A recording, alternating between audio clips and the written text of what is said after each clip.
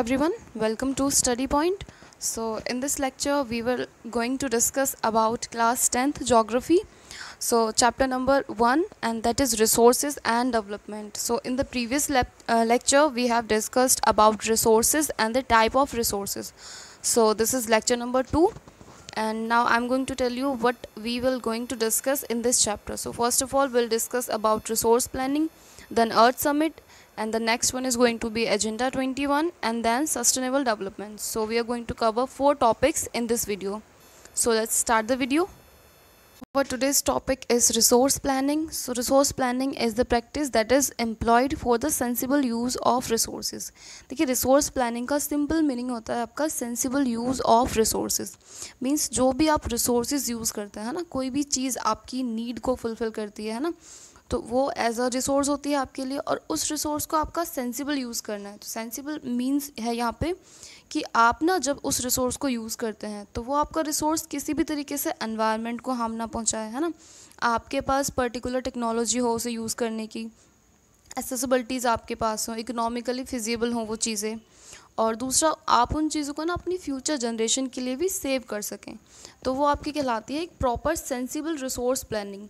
जैसे कि आपको एक चीज़ पता होगी कि अगर हम किसी पर्टिकुलर स्टेट की बात करें, मान लीजिए पंजाब है या यूपी है, तो यहाँ पे आपका वीट का कल्टीवेशन काफ़ी अच्छा खासा होता है ना. मतलब अदर स्टेट्स के कंपैरिजन में अगर हम बात करें तो बहुत अच्छी खासी क्वांटिटी में होता है. तो जिन भी स्टेट्स में वीट इतना ज़्यादा प्रोडक्ट नहीं होता है या वीट का इतना ज़्यादा प्रोडक्शन नहीं होता है, तो वहाँ पे क्या किया जाता है, इन स्टेट से इंपोर्ट एक्सपोर्ट का काम किया जाता है और वीट को बाकी के स्टेट में डिस्ट्रीब्यूट किया जाता है. ठीक है, तो वो एक क्या है, सेंसिबल यूज़ है कि जितना उनकी रिक्वायरमेंट है वो अपने लिए सेव करते हैं, बाकी जिन स्टेट्स में नीड है वहाँ पे उस चीज़ को पहुँचा देते हैं, और इस चीज़ का भी ध्यान रखते हैं कि एनवायरनमेंट को किसी भी तरीके से कोई भी नुकसान ना हो. ठीक है, तो अगर आपके सिलेबस के अकॉर्डिंग चलें तो जो रिसोर्स प्लानिंग है ना, उसमें कुछ आपको ना स्टेप्स दिए गए, मींस स्टेप्स के थ्रू आपको बताने की कोशिश की जाएगी कि रिसोर्स प्लानिंग किस तरीके से आपको करनी चाहिए या फिर किस तरीके से होती है. तो पहले पॉइंट को देख लेते हैं. देखिए वीडियो आपका बायलिंगुअल रहेगा, मीन्स लिखा इंग्लिश में है बट मैं आपको हिंदी में भी बताती रहूँगी. और जिनको भी नोट्स प्रिपेयर करने हैं तो या तो आप स्क्रीनशॉट ले लीजिए, अदरवाइज़ आपका एक काम कीजिए कि मैं लिंक दे दूँगी डिस्क्रिप्शन बॉक्स में, आप टेलीग्राम डाउनलोड कीजिए, चैनल ज्वाइन कर लीजिए, और वहाँ पे मैं पीडीएफ अपलोड कर दूँगी, वहाँ से आप पीडीएफ डाउनलोड कर लीजिएगा. ठीक, तो पहला पॉइंट था आपका creating a proper planning. Creating a proper planning structure including all the technology and skill requireds. देखिए आपको क्या करने की नीड है. देखिए किसी भी रिसोर्स को यूज़ करने से पहले सबसे पहला काम होता है आपका प्रॉपर प्लानिंग स्ट्रक्चर तैयार करना. जैसे अगर हम सिंपल आपके एग्ज़ाम्स की बात करें, तो मान लीजिए आपका 1 वीक या 1 मंथ बाद एग्ज़ाम है और आपको डेट शीट ना दी जाए या फिर डेट शीट दे भी जाए, एक डेट अनाउंस कर दी जाए कि पर्टिकुलर आपका इस डेट से एग्ज़ाम स्टार्ट होने हैं, इस सब्जेक्ट का इस डेट को होना है, इस सब्जेक्ट का इस डेट को. तो आप क्या करते हो, आप एक प्रॉपर प्लानिंग या अपनी एक स्ट्रैटेजी बना लेते हो कि इतने सब्जेक्ट्स मुझे आते हैं, या फिर कोई पर्टिकुलर सब्जेक्ट में मैंने कुछ नहीं पढ़ा है तो किस सब्जेक्ट को कितना टाइम देना है, किस तरीके से रिवीजन करना है, नोट्स प्रिपेयर करने हैं या नहीं, क्वेश्चन बैंक से पढ़ना है या आपको बुक से पढ़ना है, या क्या रेफरेंस मटेरियल आपको यूज़ करना है, वो चीज़ आप एक प्रॉपर प्लानिंग के साथ करते हो, है ना, टाइम के अकॉर्डिंग. तो उसी तरीके से अगर कोई भी रिसोर्सेज आपको यूज़ करने होते हैं तो सबसे पहले आपको नीड होती है प्रॉपर एक प्लानिंग स्ट्रक्चर तैयार करने की. और दूसरा जिसमें क्या चीज़ें इंक्लूड हों आपकी टेक्नोलॉजी एंड स्किल्स. मींस मान लीजिए कोई पर्टिकुलर रिसोर्स या कोई भी मटेरियल है या कुछ भी चीज़ है जिसको यूज़ करने के लिए आपको कोई प्रॉपर टेक्नोलॉजी की नीड है या कोई स्किल्स रिक्वायर्ड हैं, तो पहले आप उन चीज़ों को इंक्लूड कीजिए. मींस उसके टेक्नोलॉजी को सीखिए और जो स्किल रिक्वायर्ड हैं उनको आप क्या करें, अटेन करने की कोशिश करें, और उसके बाद अपने स्ट्रक्चर के थ्रू या प्लानिंग प्रॉपर स्ट्रैटेजी के थ्रू आप रिसोर्सेज को यूज़ करें. ठीक, तो मेन यहाँ पे जो एम्फेसाइज किया जाएगा आपका प्लानिंग के ऊपर है. ठीक है, तो नेक्स्ट पॉइंट है आपका matching the resources development plan with overall national development plans. देखिए इस पॉइंट के थ्रू आपको ये बताना चाह रहा है, जैसे हम सिविक्स में पढ़ते हैं कि आपकी सेंट्रल गवर्नमेंट होती है, फिर आपकी स्टेट गवर्नमेंट होती है, फिर आपका 3 टायर सिस्टम में लोकल गवर्नमेंट भी होती है. तो देखिए स्टेट गवर्नमेंट और लोकल गवर्नमेंट जब किसी भी स्कीम को या प्लान को इम्प्लीमेंट करती हैं, कोई भी इनिशिएटिव वो स्टार्ट करती हैं, तो वो कहाँ से इंस्पायर होती हैं, सेंट्रल गवर्नमेंट से. या मान लीजिए आपको कोई इनिशिएटिव स्टार्ट करना है किसी अदर स्टेट में, वो पहले ही हो चुका है, तो आप वहाँ से सीखने की कोशिश करेंगे या फिर कुछ चीज़ें आप वहाँ से पिक करेंगे कि भाई उन्होंने इस तरीके से स्टार्ट किया था, ये चीज़ें उन्होंने ऐड की थी, या क्या उनका टाइमिंग रहा, क्या आउटकम्स रहे, क्या बेनिफिट्स उनको मिले, और क्या उनके स्ट्रक्चर में या उनकी स्कीम में कमियां थी, तो वो कमियां फिर आप नहीं करेंगे। तो इस तरीके से इसमें भी बोला गया है कि जब आप अपना नेशनल डेवलपमेंट प्लान जो मतलब आपका जो खुद का डेवलपमेंट प्लान है उसको आप नेशनल डेवलपमेंट प्लान से कंपेयर करके चलेंगे। कंपेयर का मीनिंग है यहाँ पे देखिए, कंपेयर का वो मीनिंग नहीं है कि आपको उनसे आगे जाना है या उनको खुद से पीछे रखना है। मीन्स है यहाँ पे कि पहले आप जो ओवरऑल नेशनल डेवलपमेंट प्लान है उसको देखेंगे, उसके तरीके से फिर आप अपना प्लान बनाएंगे। ठीक, देखिए फिर नेक्स्ट पॉइंट है आपका resource planning is essential for India. देखिए इंडिया के लिए रिसोर्स प्लानिंग बहुत ज़्यादा इंपॉर्टेंट है।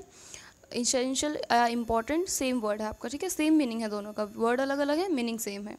तो दोनों का ही मीनिंग क्या होता है आपका कि इंडिया जैसी कंट्री में ना रिसोर्स प्लानिंग बहुत ज़्यादा इंपॉर्टेंट हो जाती है, क्योंकि एक तो इतनी ज़्यादा डाइवर्सिटी यहाँ पे है, इतनी बड़ी कंट्री है, इतनी ज़्यादा आपकी पॉपुलेशन है, और अवेलेबिलिटी ऑफ रिसोर्सेज जो है वो बहुत ज़्यादा नहीं है। मीन्स देखिए कम भी नहीं है, ज़्यादा भी नहीं है, लेकिन अगर हम पॉपुलेशन की टर्म्स में देखें तो अगर इतने रिसोर्सेज हमारे पास हैं तो पॉपुलेशन भी हमारे पास इतनी है, तो दोनों चीज़ों में हमें ना एक बैलेंस क्रिएट करना है।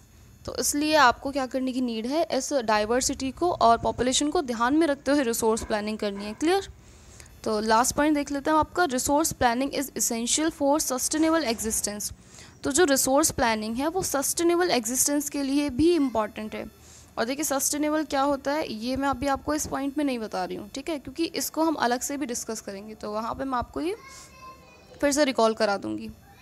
तो sustainable existence for all forms of life आपका रिसोर्सेज प्लानिंग इम्पॉर्टेंट होती है। क्लियर?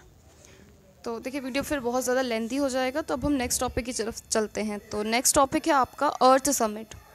तो अर्थ समिट में क्या है आपका, ये जून 1992 में हुई थी आपकी समिट, और ये हुई थी आपकी ब्राज़ील में, रियो डी जेनेरियो में।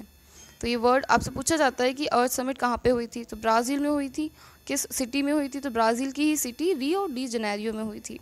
और अगर ईयर पूछे आपसे तो जून 1992 में हुई थी। देखिए फैक्चुअल चीज़ें इंपॉर्टेंट है एमसीक्यू के लिए, तो सारी चीज़ों को आप याद रखें, थ्योरी के साथ साथ एमसीक्यूज़ भी याद रखें।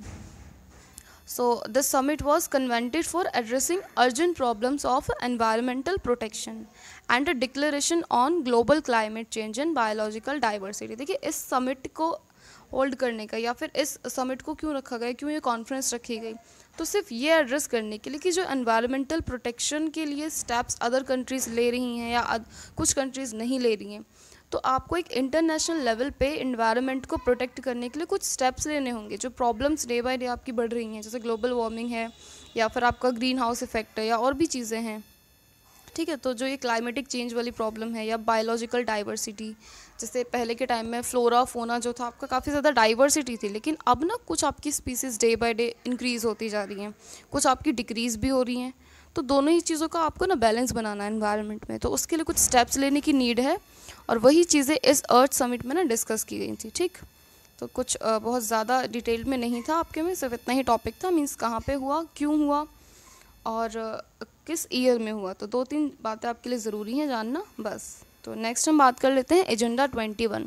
देखिए एजेंडा 21 अलग से कुछ नहीं है, जब आपकी अर्थ समिट हुई थी 1992 में, वहीं से ये आपका निकल के आया है, मीन्स वहीं पे डिसाइड किया गया था, ये एक इनिशिएटिव स्टार्ट किया गया था जिसको नाम दिया गया एजेंडा 21।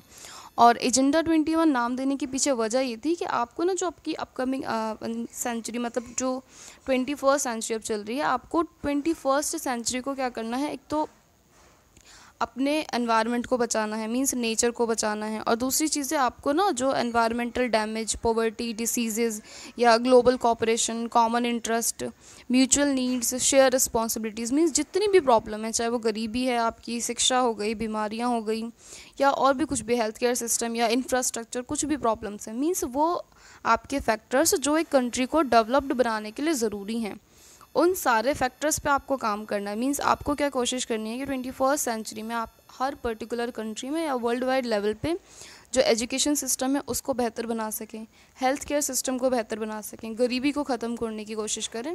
तो कुछ ऐसे गोल्स यहाँ पे सेट किए गए थे, ये था आपका एजेंडा 21।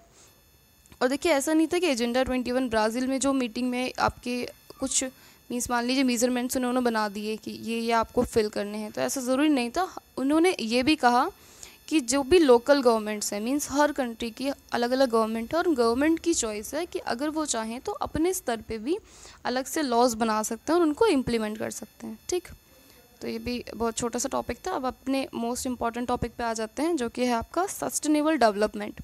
तो देखिए, सस्टेनेबल डेवलपमेंट मीन्स होता है कि कोई भी रिसोर्स आप यूज़ करते हैं, ये मैंने पहले भी डिस्कस किया था कि कोई भी आप रिसोर्स यूज़ कर रहे हैं तो एक तो वो आपका ना जुडिशियली यूज़ कर रहे हो आप उसको, है ना, आपकी नीड्स को तो वो फुलफ़िल कर रहा है, लेकिन अपनी नीड के साथ साथ आपको ध्यान रखना है कि प्रेजेंट जनरेशन के साथ साथ वो आपकी अपकमिंग जनरेशन्स, फ्यूचर जनरेशन्स के लिए भी आप उन चीज़ों को कंजर्व कर सकें, है ना।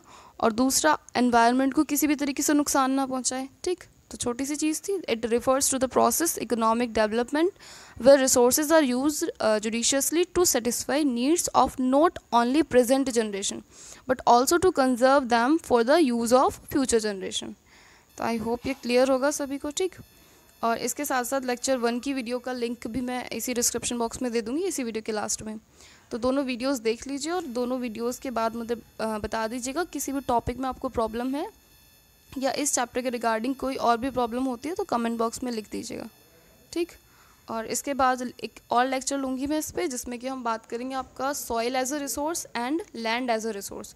वो इस चैप्टर के 2 लास्ट टॉपिक होंगे।